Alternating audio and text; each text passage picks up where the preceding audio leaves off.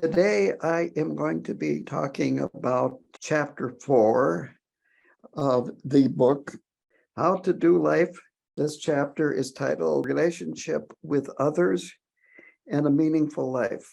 The previous chapters that we have studied emphasized positive thoughts, positive thinking, that they shape our actions of speech and body, that sometimes it is approached that if we have the right kind of actions and say the right kind of things, then what's going on in our head isn't quite so important. But that is not the case, that usually our actions of body and what we say are controlled by what we think and what's going on in our minds.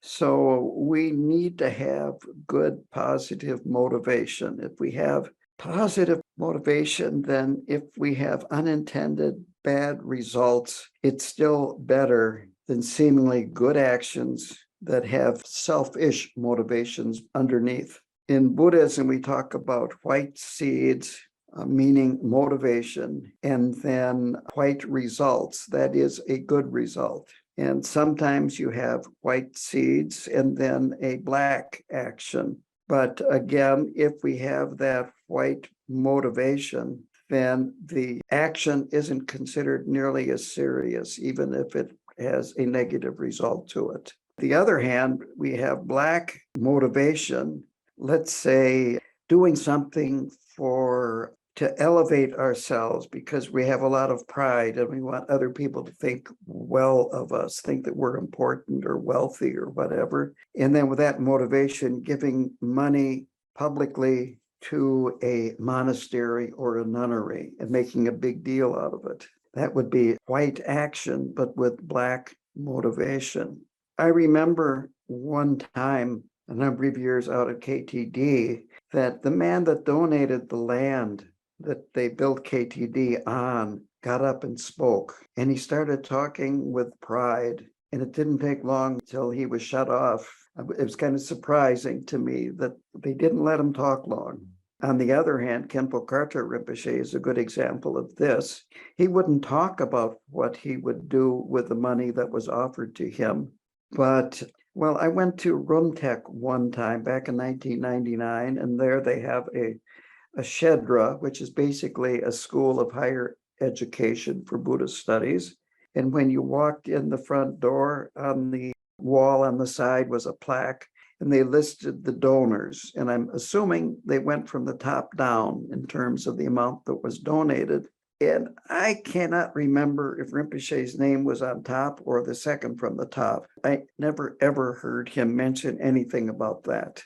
Another example of his generosity was when I was in a group of people that were training for the first 3-year retreat. And there was a man preparing for the retreat, and he came to Rinpoche and said, "My mother-in-law is seriously ill. She's probably dying. She's down in South Carolina. Can I take a break from this pre-retreat training and take my wife and go visit her?" And he said, "Yes, but you are not going to get down there by car in time. She will die if you drive down there." So he gave the man enough money to buy plane tickets for he and his wife. Now, I heard that from the man that received the money. Of course, Rinpoche would never talk about this. But anyway, this gives you an idea about white seeds and white action. It's interesting that in this chapter, Trallag Rinpoche talks about Chogyam Trungpa Rinpoche. And in this chapter, he uses the phrase poverty mentality. The idea of that is it's so easy to have this mentality of never having enough, never being satisfied. It's a bit like being in the hungry ghost realm, that no matter how much you have this feeling of being empty and needy, and you see what you don't have, and you don't see what you do have. And there's no feeling of inner richness. So we want to avoid that. Of course, the way to avoid that is, going back to the previous chapter, to have positive thoughts, to have less wallowing in self-absorption, less self-pity. And this leads to, of course, less loneliness. A feeling of aloneness but not lonely. That if we can develop loving thoughts towards ourselves and then grow them to include others, life will go better. And he says this is how to approach our understanding of the nature of reality, which we're going to talk about next week in the next chapter. So here is a quote from the book. Instead of constantly judging others in terms of how they appear to us, judging others as greedy, domineering, self-centered, etc., we should spend time on ourselves and try to deal with our own greed, neediness, and tendency to wish to dominate, subjugate, enslave, or terrorize others. And I am going to add to that, it's amazing how easy it is to see our own faults when it's a fault of somebody else. And if you want to know what your own faults are, start looking at what bothers you about other people. So that's a good gauge. Take a deep look inside. Do I ever do something like that? So anyway, he says all of this is morally wrong, having this poverty mentality, judging others, and then wanting to dominate, subjugate, and so forth. Besides being morally wrong, more important, it closes us off from others and that it wears us down. It gets tiring to always have this hidden agenda, and that this fails to enrich us. It just keeps us in this poverty mentality. So looking for enrichment externally is bound to fail. It can't be successful. You get a new car, a new house, a new job, or get a promotion, get a new partner, and basically it's changing the channel so that you're watching a different soap opera. In fact, sometimes you're watching reruns of the same soap opera, but you have forgotten that you watched it once before, or 5 times before, maybe 10 times before. In other words, we take our habitual patterns with us, we take our thoughts with us, our emotions with us, and they are the problem. So the solution is to become more self-reliant, more responsible for finding within us what we seek outside of us. And of course, it is within us. We just haven't really looked there all that closely in many cases, or we may have gotten a glimpse of it, but we don't realize it's more than just what that glimpse was. That we're coming from this place of deep need, longing, yearning, and so forth that prevents us being open to others. The remedy is to develop a sense of space, a sense of openness that helps us get us out of our shell. He uses the word prison even. And it reminds me of a story, a Tibetan story. And a lot of these Tibetan stories, they have funny endings from a Western perspective. But this story is about the frog that lives in the bottom of a well. And if you think about it, a well is a relatively small hole in the ground that is deep and dark. And so there's a frog that lives there, and he is visited by his cousin who lives in the ocean. And this frog starts telling his cousin, look at how beautiful and big and spacious my home is, this well that I live in. And the frog that lives in the ocean says, oh, well, it's really not that big. The other frog replies, well, is it twice this big? Oh, it's much bigger. Well, I can't believe this. So the frog that lives in the ocean took him to the ocean.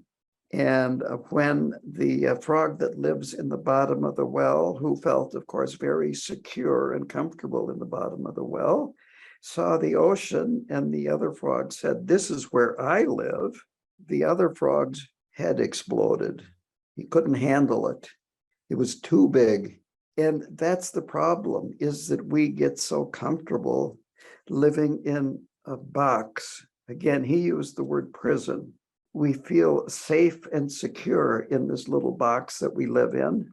We really have to get out of that because it's a form of imprisonment. If we can have more of a, Well, Trungpa Rinpoche used the word aerial view, which is a much more spacious view. Think of it from a drone. If you start seeing things from a drone camera, you start seeing a much bigger area and you see a lot of space. When we start purposely generating these positive emotions of love and kindness, caring and compassion towards ourselves, they become normal. They become habitual, which is fine. And we start seeing more space, more room to maneuver. Again, an analogy that I like to use is the difference between being in a phone booth, and I'm showing my age. I don't know if you can find a phone booth anymore, but being in a phone booth with a bee, where you might have a problem with this bee being in there. Or if you're afraid of spiders, a big old spider.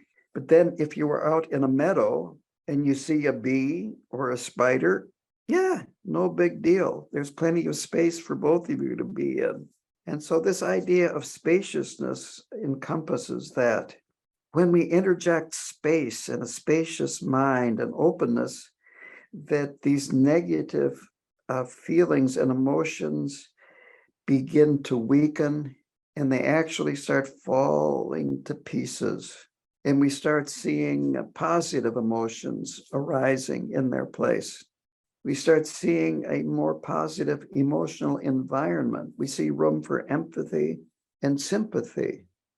We start seeing that other people are suffering, and probably much more than we are. This part reminded me of an inmate when I was prison chaplain. And this inmate was meditating regularly, daily in his cell. And after a number of months of doing this, he told me, there are a lot of people suffering in this place. And it's not just the inmates. And this is what happens, is your suffering declines and you open up and you start seeing other people more clearly. And instead of seeing them as being somehow or another part of your ego games, you start seeing them more as people that are having their own difficulties, and compassion will automatically arise. And these positive emotions will bring beings together. Quote, if we have some form of love and compassion for others, all the other positive emotions will follow. So love is a strong emotion, but it can be, he says, often accompanied by fear, suspicion, doubt, jealousy, confusion.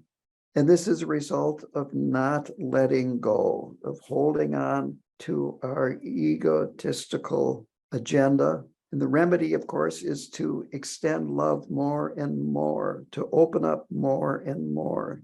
If we find we're getting overwhelmed by any emotion, there's a very simple solution, and that is to take a break and calm down. Again, when I was trained after first being hired in the prison as a chaplain, one of the trainings that I received was that if you're in a situation where you're starting to panic, take a deep breath. And then another deep breath. And just taking a deep breath has a natural relaxation response. This was a tip that I received from a book that didn't even come from the Buddhist tradition. It came from an American psychological tradition. And it was that our strong emotions, our strong negative emotions, can be looked at like the warning light on your car where it says check engine.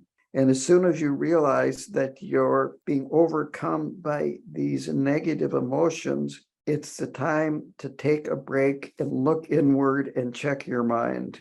And of course, to drop them. So actually, we can use these strong negative emotions to help us open up, give us clues on what to do. To take a break, calm down, let go, maybe meditate for 5 minutes. Maybe just take 7 really deep breaths. Realize that where you're going is not a good direction and you don't want to go there. If you feel overwhelmed, examine your emotions. If you feel that you're about to the point of blowing up, let go. Look for ego. Again, be gentle with yourself about what you see. This isn't, well, I see ego and there I go again. I'm a dumb da da da da da.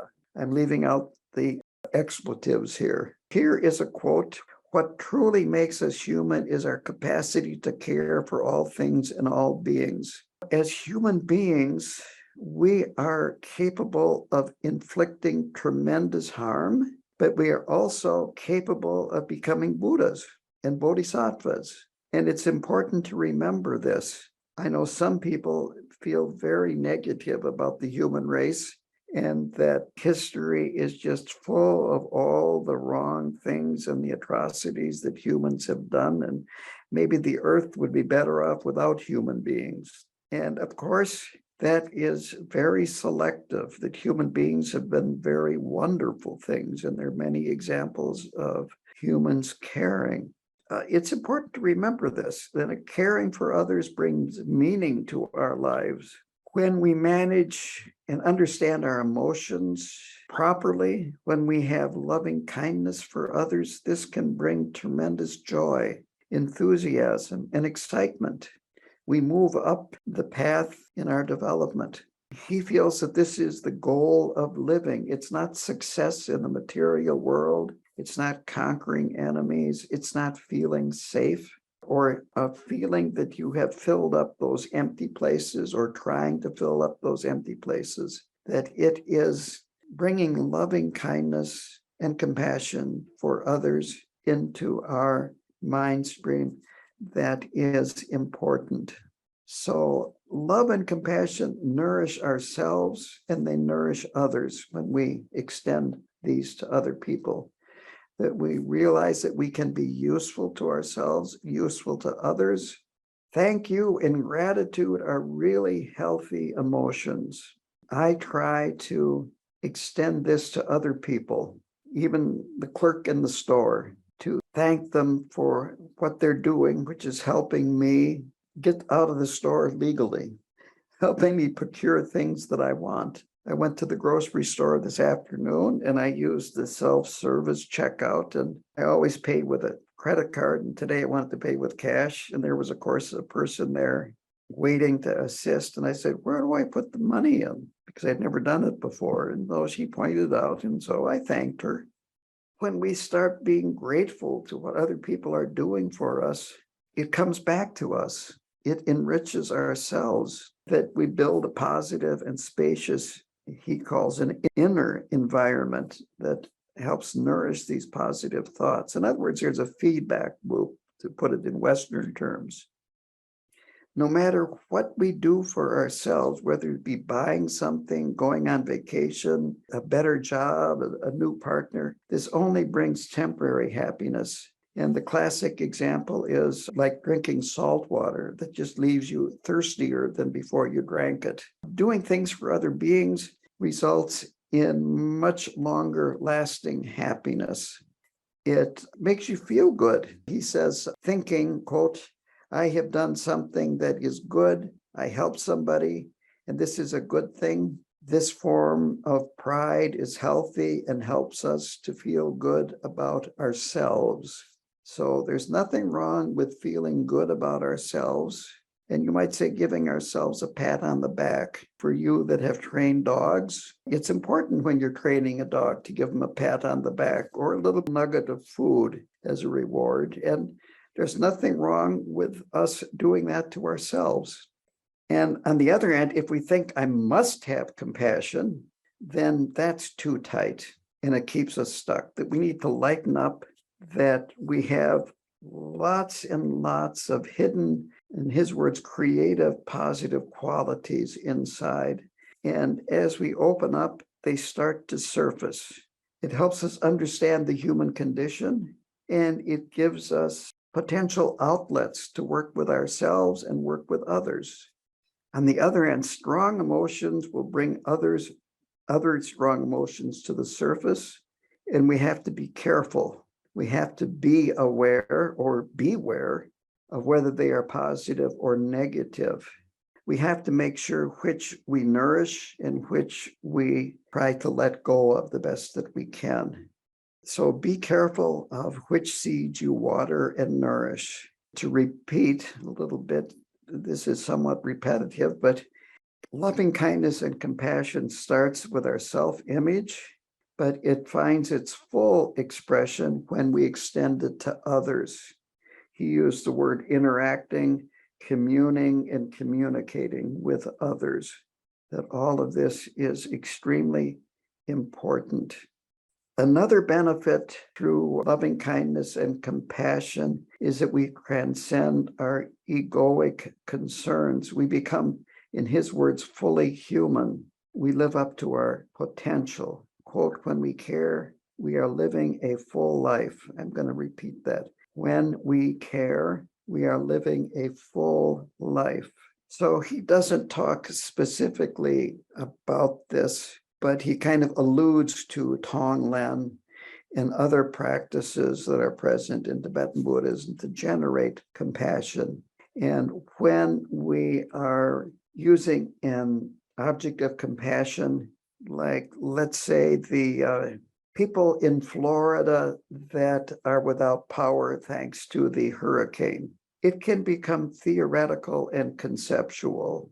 So it's best to start with people that we are close to, that we are familiar with when we're doing Tonglen, when we are taking on the suffering of a person or a being, an animal, and giving them our happiness, some form of our happiness. And after we do that for people that we're close to, that we know, and so forth, then we can extend it to people further away from us. But we want to avoid the Tonglen or any other practice of compassion from becoming theoretical, where we're really not experiencing at a heart level. As we develop more loving kindness and compassion towards others, our life becomes more spiritual. Our life becomes more workable. We gain a feeling of being in control of our lives. If you think about it, when you were controlled by your negative emotions, you have little or no control over it. You immediately like it or dislike it. You get angry easily. You have no real control. When I worked at the prison, one of my jobs as a chaplain was to bring in volunteers, religious volunteers from outside of prison, who would then teach and lead services in their religious tradition. So I would have to give them an orientation. And some inmates could be very manipulative. I suspect part of this was that they grew up in an environment when they were young that they had to be manipulative to survive, because their home was so unsafe, let's put it that way. And so I would tell the volunteers that if an inmate can control your emotions, they can control you. So when they tell you stories, you don't have to believe them, but you don't have to not believe them. Just don't let an inmate control your emotions and get you feeling sorry for them.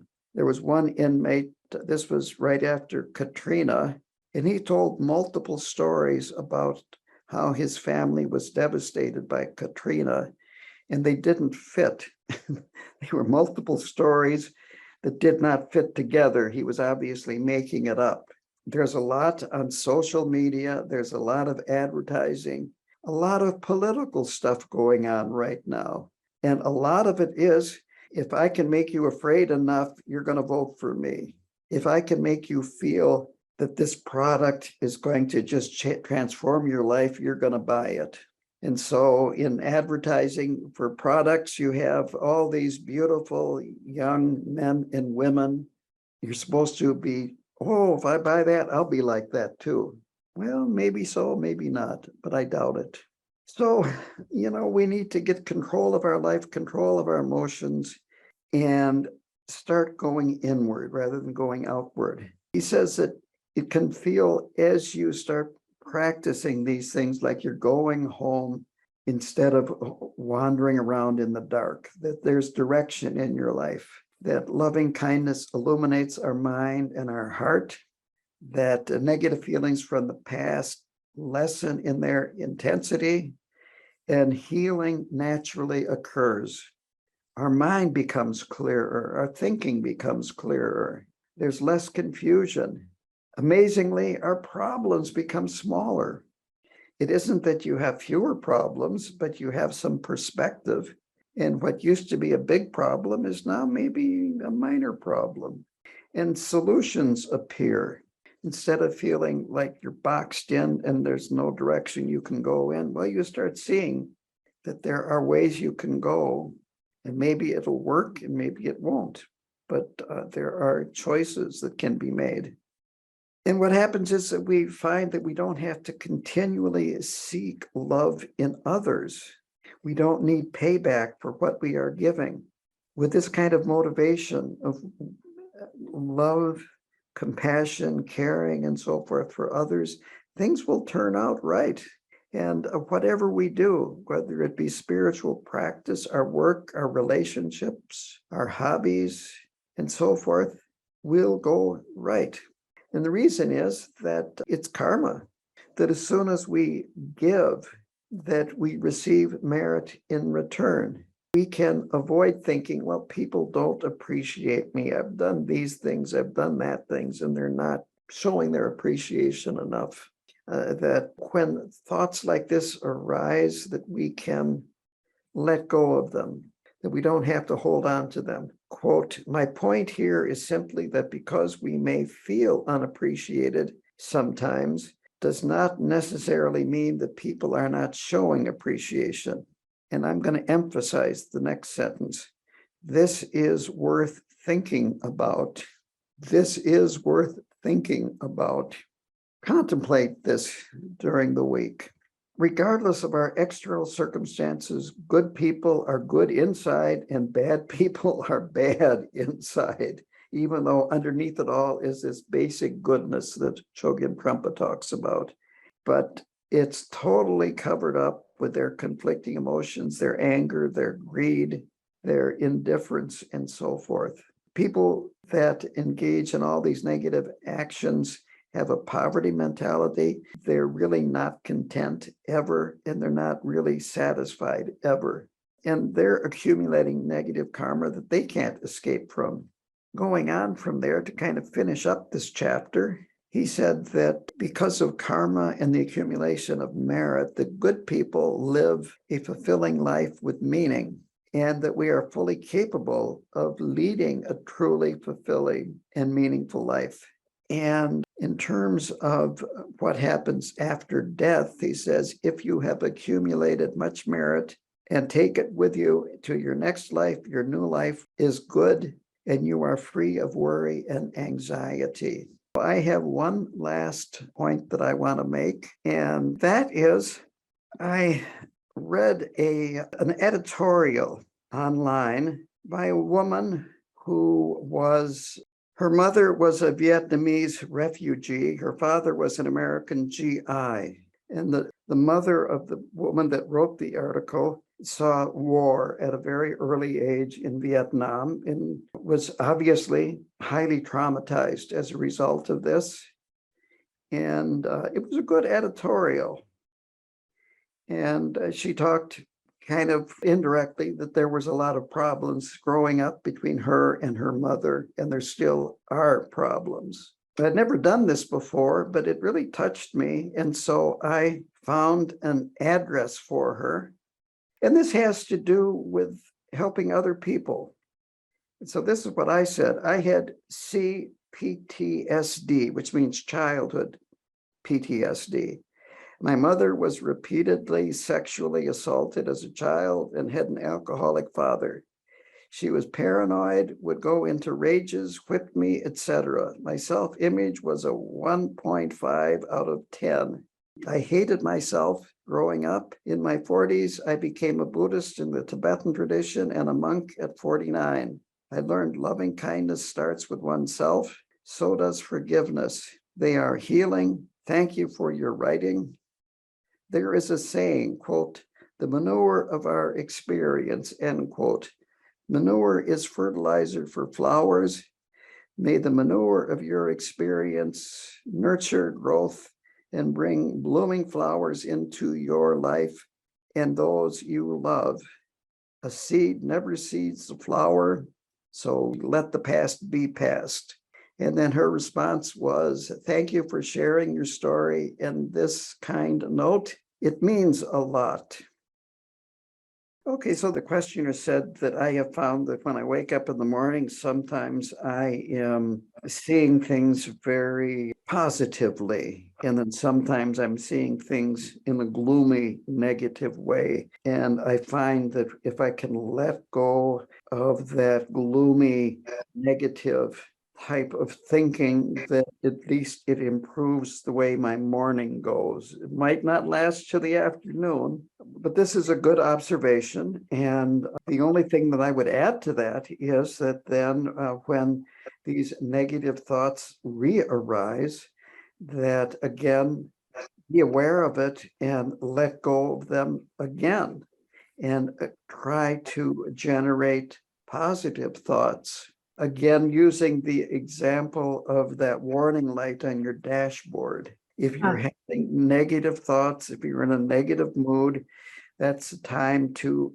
let go of them, check the engine, check the mind, and then start generating positive thoughts.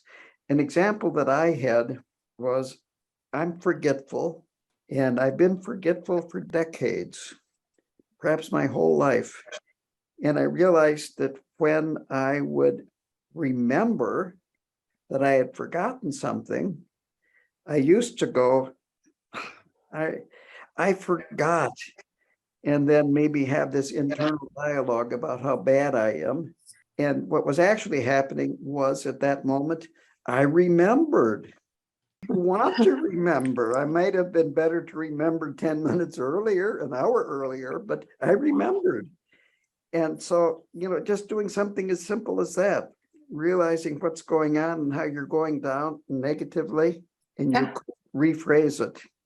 People that know me realize that I can say silly things frequently. They just pop out of my mouth. I've got this 10-year-old inside of me, and I let him out. Sometimes he lets himself out. Here is a story about Tibetan monks.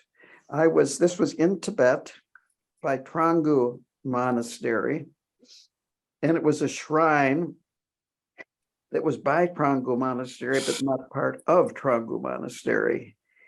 And I was having trouble with altitude sickness. This was up over 13,000 feet. And the group that I was with, they wanted to circumambulate the shrine, which it wasn't flat. You had to go up the mountain and then come back down. And it took almost an hour to do this. So I went inside the shrine and just waited. And there were some monks, 2 monks there. And so I'm sitting there, and the one monk went to sit down in a chair, like a kitchen chair type of chair. And the other monk got behind him and pulled the chair out from under him as he's sitting down, and he fell on the floor. The monk that fell, and these are adult monks, these are not kids, said in English, "You monkey," to the other one. And then I, was doing something else. I don't know, probably just saying mantra. And then all of a sudden I heard some commotion, maybe 5 minutes later, and the 2 of them were on the floor wrestling.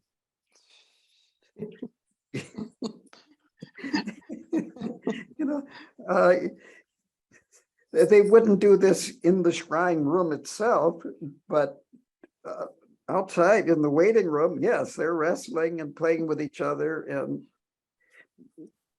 there is just absolutely nothing wrong with being lighthearted. There are times when you have to be more serious. On the other hand, it's good to have a light touch. Not be so tight. I'm going to see if I can find a quote by Karmapa. I wrote down all the quotes in the book of his, The Future is Now. And he has something about lightening up. I'm scrolling down the quotes. find it. Here's a good one, though. This is on contentment. The more we pursue sensual pleasures, the more we crave them and chase after distractions. Recognize how this happens and learn to be content with a few necessities. You will be more carefree and joyful. On that note, I guess unless there's something else to say, this might be a good time to do the concluding prayers. Sanjay kusum ne pe jin lap dang, cho ne min yordan pe jin lap dang, gen dun mi che dun pe jin lap ke, ji tak wa mo lam drup yor chi, jam pa pa wo ji ta ken pa dang, kun tu zang po de yang de jin te, de da kun gi je su tak lop ching, ge wa di dak tam che rap tu no. Gu shi le gyao gyao wei krian le pa, karma pa ten ten pe ning po di, cho tar kun kap kap ching gyun ni che, tak para pel pel wei ta shi sho.